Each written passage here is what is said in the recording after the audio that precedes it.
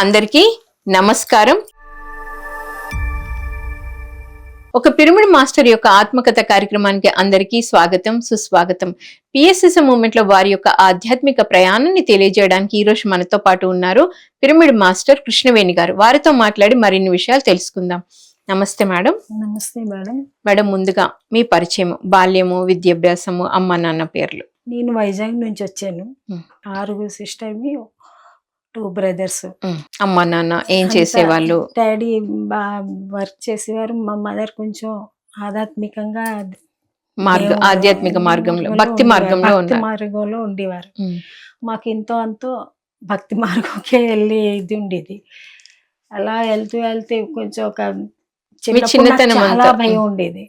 చిన్నప్పుడు చీకటి చూస్తే భయం, బయటికి వెళ్తే భయం. ఇలా అప్పట్లో కౌన్సిలింగ్లు ఉండేవి కాదు కదా, లేదు అలాగ ఉండాలా, జాగ్రత్తగా ఉండాలా, బయటికి వెళ్ళకూడదు, అది ఇది అనేసి ఇచ్చేసేవారు. ఏదైనా మదర్తో వెళ్ళడం రావడం ఇంతవరకు. అలా మ్యారేజ్ అయింది. మ్యారేజ్ అయిన తర్వాత 10 years తర్వాత కొంచెం ఇది వచ్చింది. చాలా భక్తి నాకు. ఈరోజు శివుడు అంటే రేపు హనుమంతుడు, ఎల్లుండే వినాయకుడు, ఇలాగే పిల్లలు పెద్దోళ్ళు అయ్యారు. పెద్ద అబ్బాయి engineering first year, final year కాదు, ఫస్ట్ ఇయర్. చిన్న అబ్బాయి ఇంకా చిన్నోడే, 6, 7లో చదువుతున్నాడు. నాకు ఇంత టెన్షన్ ఉండేది కదా. అప్పటి వరకు ఒకలాగా అయిపోయింది. మ్యారేజ్ అయ్యాక టెన్షన్ ఎక్కువ అయిపోయింది. ఎప్పుడైతే తను వర్క్లోనే బిజీ ఉండేవారు కానీ అస్సలు ఏం పట్టించుకునేవారు కాదు. బాధ అంతా నాదే. పిల్లలు స్కూల్కి వెళ్తే ఇంకా ఫోన్లు ఉండేవి కాదు. బాబు కాలేజ్కి వెళ్తే ఫోన్లు చేసేదాన్ని, గడికోసారి ఫోన్ చేసేదాన్ని. బాబు కూడా ఆడొచ్చే వరకు టెన్షన్. రైల్వే స్టేషన్లోనే కూర్చుండేదాన్ని. అంత టెన్షన్. ఒకరోజు అలాగే ఎస్టీడీ బూత్కి వెళ్ళి ఫోన్ చేద్దామని నేను ఇచ్చేసాను. అప్పుడు చేతిలో పాంప్లెట్ పట్టుకొని ఒక పెద్ద ఆయన వచ్చి అమ్మ ఇక్కడ ధ్యానం జరుగుతుంది, మీరు రావాలా, సుభాష్ పత్రిజీ గారి ధ్యానం అనేసి అన్నారు. అంటే నేను అన్నాను, సో నాకు ఆ టెన్షన్ ఎవరు తీయలేరు గురువుగారు, నేను రాలేను అని. అమ్మ నేను పెద్దతని, మీరు ఒకసారి రండి, మీరు చూడండి, మీకు చాలా బాగుంటుంది. ఈరోజు 2 o'clock నుంచి 1 hour మీకు క్లాస్ ఉంటుంది. అయితే సరే కదా చెప్పారని గమగమా అన్నీ చేసుకొని నేను ధ్యానంకి వెళ్ళాను. వాళ్ళు మా ఫ్రెండ్సే. నాగమణి అని ఆవిడకి పిల్లలు లేరు. ఆవిడ ఇలాగే అన్ని ఆవిడ కూడా పూజలు చేస్తూ లాస్ట్ పత్రిజీ గారు మెడిటేషన్ పెడితే చాలా మంచిదని చెప్తే ఆవిడ ఇంట్లో మెడిటేషన్ అయింది. గుర్తే లేదు, నేను గంట కూర్చున్నాను కానీ అంత ప్రశాంతం నా లైఫ్లో నేను ఎప్పుడూ చూడలేదు. ఫస్ట్ టైం చూశాను నేను ధ్యానం. ఓకే అని తర్వాత అడిగారు గురువు గారు, అంటే ఆవిడకి ఏంటి అనుభవం ఎలాగుంది అంటే, గురుగారు నాకైతే చాలా బాగుంది. అసలు 1 గంట నేను ఇంట్లో రాత్రులు పడుకోను. చిన్నప్పటి నుంచి నాది అదే. ఏంటో ఆ భయం నాకు తెలియదు, మరి నాకు పడుకోలేదు. కానీ ఇన్నాళ్ళ తర్వాత ఈ 1 గంట ధ్యానంలో నేను చాలా రిలీఫ్ పొందాను అనేసి అన్నాను. అంటే అవునా, ఇంకా ఏదైనా చెప్పండి గురుగారు నా కోసం, ఇంకా ఒక్క సిట్టింగ్లోనే నాకు ఇలాగ అయిందంటే, లేదమ్మా నువ్వు 21 days రా, నీకే తెలిసిపోతుంది అన్న. అలా 21 days సాధన చేశారు? 21 days సాధన చేశాను. ఆ రోజు లైఫ్లో మొదటి టైం మా హస్బెండ్ వచ్చారు. నీ కాల్ రాలేదు, పిల్లలు వచ్చి నీ కాల్ రాలేదు, అందరూ స్టన్. అందరు ఇలా చెప్పాను, ఈరోజు ధ్యానంకి వెళ్ళాను, నాకు చాలా బాగుంది అంటే, వాళ్ళ డాడీ కదా, హబ్బా మాకు ప్రశాంతంగా ఉంది, నువ్వు ధ్యానం కంటిన్యూ అయిపో అన్నారు. ఓకే చాలా మీ నుంచి పర్మిషన్ వచ్చేసింది. సో అలా ధ్యానాన్ని కంటిన్యూ చేసి. సో ధ్యానంలో మీకు వచ్చిన అనుభవం ఏంటి మేడం? నాకు ధ్యానంలో వచ్చిన అనుభవం, ఫస్ట్ అనుభవం, నేను సార్కి అడిగాను, క్లాస్ చెప్పిన అతనికి, నేను ఇన్ని పూజలు చేస్తాను కదా, నాకు ఎప్పుడు నేను దేనికి చేస్తున్నానో నాకు తెలియదు అసలు, కానీ భక్తి అంటే ఉంది. ఏంటి ఇది, ఇప్పుడు నాకు ఒక్క రోజులోనే నాకు పత్రిజీ గారు మెడిటేషన్ నాకు చాలా బాగుంది అంటే, అతను అన్నారమ్మా అన్నీ దీనికి చెందిందే, మీకు నేనేం చెప్పను, మీకు ఈ 21 daysలో మీరే తెలుసుకుంటారు. మీరు ఫస్ట్ డేలోనే ఇంత బాగా తెలుసుకున్నారు, ఇప్పుడు మీరు 21 daysలో ఎక్సలెంట్, మీకు ఇంకేం చెప్ప. ఇలా 2 రోజులు అయింది. ఇంకే ఒకరోజు ఇలాగే ధ్యానంలో కూర్చుంటే నేను అంటే సోల్ ఎక్కడికి వెళ్ళిపోయిందో తెలియదు. అప్పుడు సింహాచలం, మేము ఉండేది వైజాగ్, సింహాచలం వెళ్ళాము. అక్కడ ఒక గురువు గారు కొండ కింద మాకు ఆపేసి, మీరు వెళ్ళడానికి వీల్లేదు, మేము 6 sisters, వాళ్ళందరూ వెళ్ళిపోయారు. నేను మా అక్క ఇద్దరు మెడిటేషన్ చేసేవాళ్ళు, పెద్దక్క నేను, మా ఇద్దరికి ఆపేసారు. ఇదేంటి మాకు ఆఫీసర్ గురువు గారు మేము వెళ్తామంటే, మీరు ఆగాలి కొంతసేపు, మీరు వెళ్ళకూడదు అనేసి అన్నారు. అయితే నేను ఏటి చేశాను, వాళ్ళ చిన్నతనం కదా కనిపెట్టేద్దామని పరిగెట్టి వెళ్ళాను. మీదకెళ్ళి చూసేసరికి తక్కిన వాళ్ళందరూ దీపాలు పెట్టేసుకుంటున్నారు. నేను మళ్ళీ కిందకు వచ్చానట. గురువు గారు మీరు ఆఫీసర్, మాకు ఎందుకు ఇలా చేశారు, మాకు ఆపకూడదు కదా, మీరు అందరు దీపాలు పెట్టేసుకున్నారు అంటే, అప్పుడు ఒక డోర్ ఉంది, పిరమిడ్ లాగే ఉంది, ఏదో పిరమిడ్ లాగా ఉంది. ఆ డోర్ క్లోజ్ చేశారు. క్లోజ్ చేసేసరికి లోపల 2 జ్యోతులు వెలుగుతున్నాయి. ఆ 2 జ్యోతులు ఎవరనుకున్నారు, ఎప్పుడో మీ జ్యోతి వెలిగిపోయింది అని చెప్పారు. ఆ గురువు గారు. ఈ జ్యోతి మీకు ఎప్పుడో వెలిగిపోయింది, మీరు వెళ్ళవసరం లేదు మీదకి అంటే. ఆ రోజు తెలుసుకున్నాను నేను, పూజలతో అది కాదు, ఆత్మ శుద్ధిగా ఉండి మనం ఈ మెడిటేషన్ పత్రిజీ గారిది చేసింటే మనం అన్నీ పొందగలం. ఇంకా నేను ఇదైపోయింది, ఎప్పుడైనా ధ్యానమే నా సర్వస్వం అని నిర్ణయించుకున్నాను. సో ధ్యానం ద్వారా మీలో వచ్చిన మార్పు ఏంటి మేడం? అనుభవం చెప్పారు, ఇప్పుడు మార్పు ఏంటి? మార్పు నేను ఒకప్పుడు ఎలా ఉండేదాన్ని అంటే, చీకటి చూస్తే భయం, గట్టి మాట్లాడితే భయం, ఎక్కడికి వెళ్తే భయం, కాలేజ్ పిల్లలకి పేరెంట్స్ మీటింగ్కి వెళ్ళడానికి భయం, అన్నిటికీ భయం భయం భయం భయం. ఎప్పుడైతే నేను ధ్యానంలోకి వచ్చానో నాకు తెలియకుండానే చక్కగా లలిత పారాయణ అయితే నాకు కొంచెం సంస్కృతం మిక్స్ ధాటిగా చదివేస్తుందండి. విష్ణు సహస్రం మొత్తం అన్ని ఈ ధ్యానంలో వచ్చాక ఇంత మహిమ అని ఆ రోజు నేను తెలుసుకున్నాను. ముందేటనుకున్నాను, ఇవన్నీ చదవగా వస్తాయి కావాలా అనుకున్నాను, కానీ ధ్యానంలో వచ్చాక నాకు కొన్ని లలిత ఇలా చదివేస్తున్నాను, అన్ని పెద్ద పెద్ద శ్లోకాలు చదివేస్తున్నాను. దేనికైనా పేరెంట్స్ మీటింగ్కి దేనికైనా మా వారికి వెయిట్ చేయవలసి వచ్చింది. నాకు అతనికి ఆఫీస్ సెలవు పెట్టండి, వెళ్ళాలి పిల్లలు పేరెంట్స్ మీటింగ్ అని, అతనికి అయ్యేది కాదు. అప్పుడు పిల్లలు చాలా అప్సెట్ అయిపోయేవారు. నువ్వు ఎప్పుడు రావు మమ్మీ, అందరూ వస్తారు, అందరు మమ్మీ డాడీలు వస్తారు, మీరే రారు. ఎప్పుడైతే నేను ఈ ధ్యానంలోకి వచ్చానో ధైర్యంగా వెళ్ళి పిల్లల ప్రాబ్లమ్స్, వాళ్ళ చదువులు గీదులు A to Z ఇంక నేనే చూసుకోవడం స్టార్ట్ చేశాను. ఇంకా అతను కూడా చాలా హ్యాపీ అయిపోయారు. ఇంత మార్పు నీలో వచ్చింది 21 days లోనే.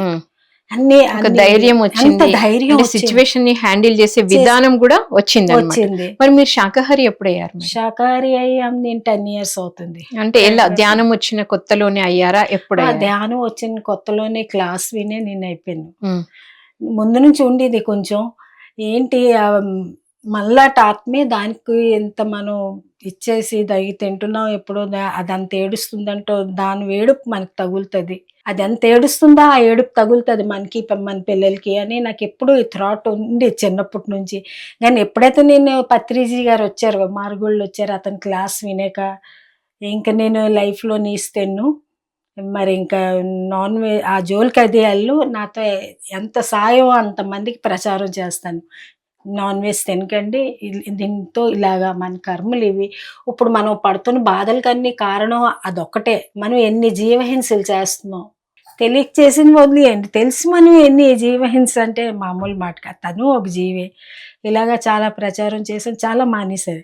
ఇంట్లో 3 numbers అయితే మానేశారు, ఒక నెంబర్ ఉన్నారు, ట్రైల్లో ఉన్నాను, వాళ్ళు మానేస్తారు. అయితే ఎవరికి చెప్పినని వాళ్ళు మీకు ఈ ప్రాబ్లం వచ్చింది, నాకు ఈ ముడుకు నొప్పులు వచ్చింది అనేసి అంటే, నేను మొదటలకి అంటాను, మీరు ఏం తింటున్నారంటే, మరి తినడానికి బలం రావడానికి నాన్ వెజ్ తినాలి, ఇదేంటి మేక కాలు తింటాము, దాన్ని సూప్ చేసుకొని తాగుతాం అంటే, మీకు కాళ్ళ నొప్పులు ఎలా తగ్గుతుంది, దాని సూప్ చేస్తే మీరు బాగుంటారా అనండి. 2 months మాని చూడండి. ఆ తర్వాత 2 months మాని మా ఫ్రెండ్స్ అందరికీ మోకాళ్ళ నొప్పులు తగిలిపోయి, మోకాళ్ళ నొప్పులు తగ్గేసరికి ఇంకా అందరూ ఒక్కొక్కరు కనెక్ట్ అవ్వడం స్టార్ట్ అయ్యారు.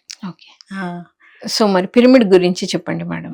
పిరమిడ్ ధ్యానం అంటే నేను అప్పట్లో నాకు అంత ఐడియా ఉండేది కాదు.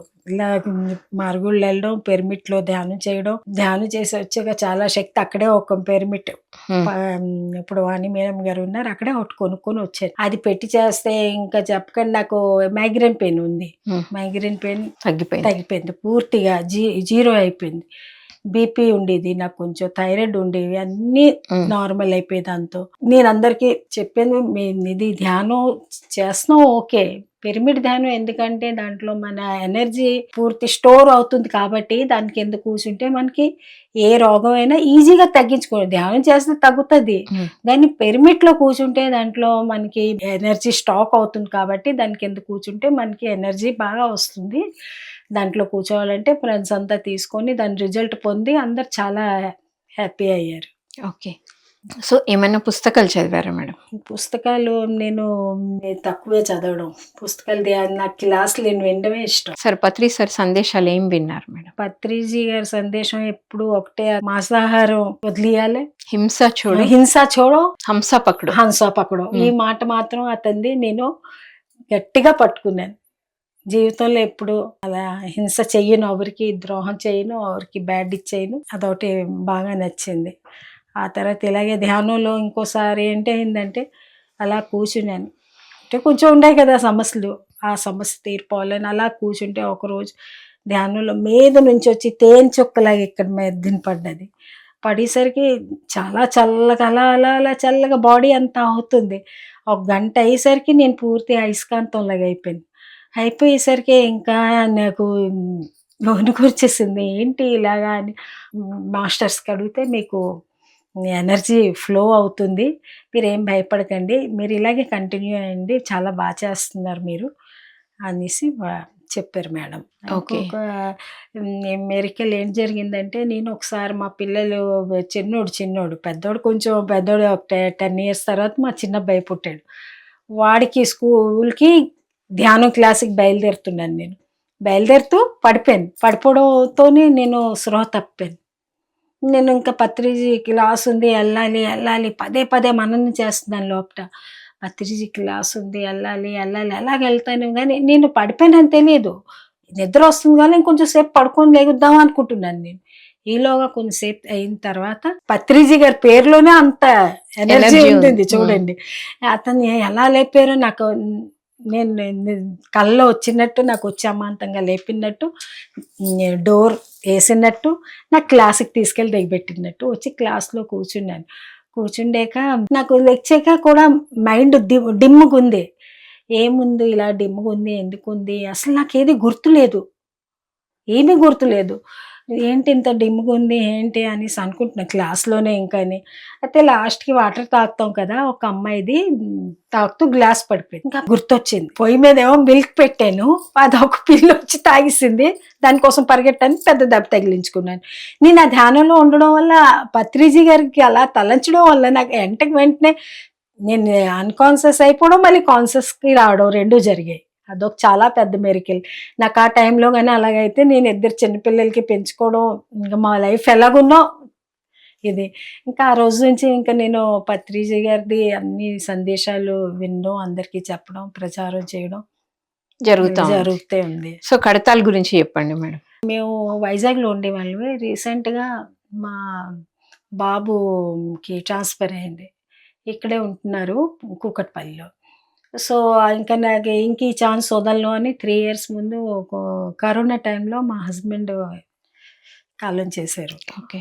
అది ఇదవడం వల్ల నేను బెడ్ ఇదైపోయింది. బాబు ఇంకా అక్కడ నుంచి మమ్మీకి ఇక్కడ నుంచి మారిస్తే ఇదని ట్రాన్స్ఫర్ పెట్టుకొని మేము వచ్చేసాక కూడా నేను సిక్లోనే ఉండేదాన్ని. కొంచెం ఎంతైనా ఉంటుంది కదా, నేను ధ్యానం చేస్తున్నాను కానీ చాలా ధైర్యం, నేను చాలా ఇచ్చేసాను, కానీ ఇంకా కొంచెం ఉండేది అలాగని. ఆ రోజు నాకు చాలా చెస్ట్ పెయిన్. నేను వెళ్తానంటే వెళ్తాను, కర్తాల్ మహా ఆ రోజు పౌర్ణమి, నేను ధ్యానంకి వెళ్తానంటే వెళ్తానని. మమ్మీ నాకు ఇది లేదు, టైం లేదు, ఎలాగా నువ్వు ఎలా వెళ్తావు అంటే, మా ఇంకొక ఫ్రెండ్ సడన్గా ఫోన్ చేసి, నేను కర్తాల్ వెళ్తున్నాను మీరు రండి అన్నారు.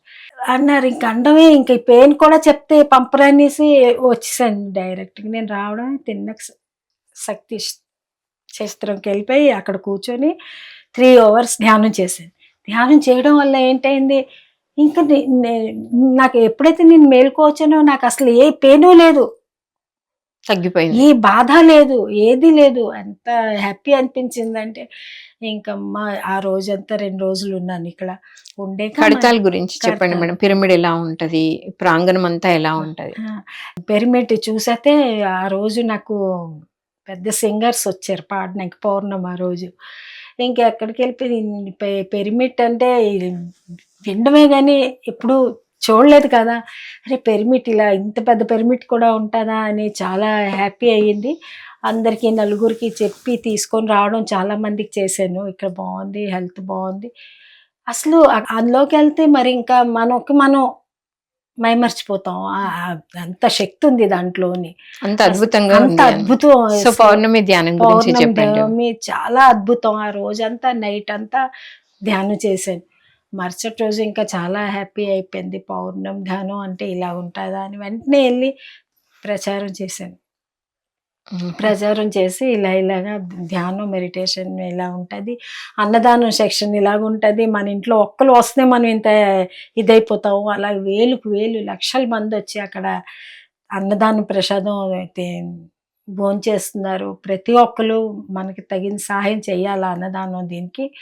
ఇంకా పిఎంసి ఛానల్ చూసిన దగ్గర నుంచి అయితే ఇంకా ఎవరికి చెప్పవసరం లేదు. ఫ్రెండ్స్ అంతా వాళ్ళ మటుకు వాళ్ళే చూస్తారు.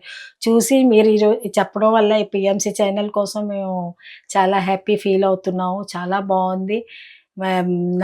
మీ పిఎంసి ఛానల్తో కనెక్ట్ అయిన వాళ్ళు చాలా మంది ఉన్నారు. దూరం కదా, హైదరాబాద్లో చాలా దూరాలు అన్నీ చెప్పి అందరికీ పిఎంసి ఛానల్ కోసం చెప్తే చాలా బాగా అందులో ప్రోగ్రాంలు, అందులో జ్ఞానం కోసం, పిరమిడ్ కోసం, అన్నిటి కోసం చాలా బాగా చెప్తున్నారు అనేసి. ఓకే, పత్రి సార్ గురించి చెప్పండి మేడం.